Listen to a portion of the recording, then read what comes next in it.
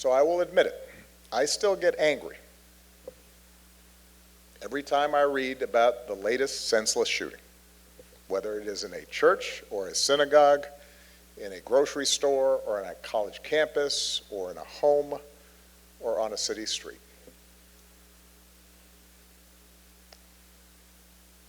I still feel anger, and I hope you do too.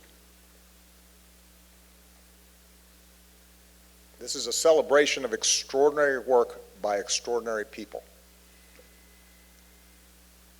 But we should still feel some sense of outrage.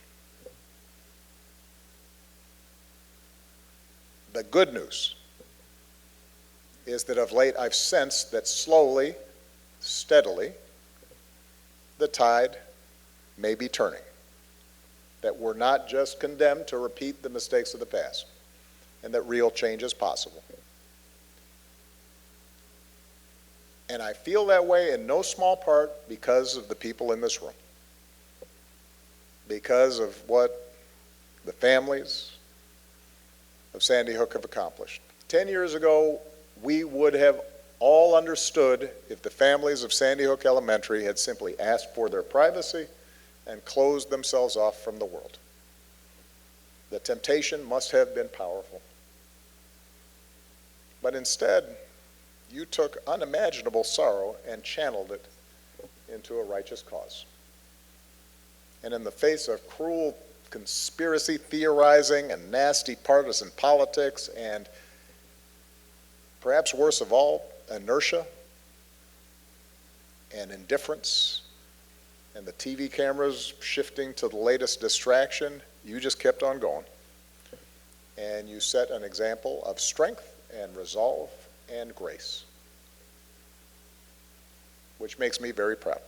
Let's admit it, the journey has not always been easy.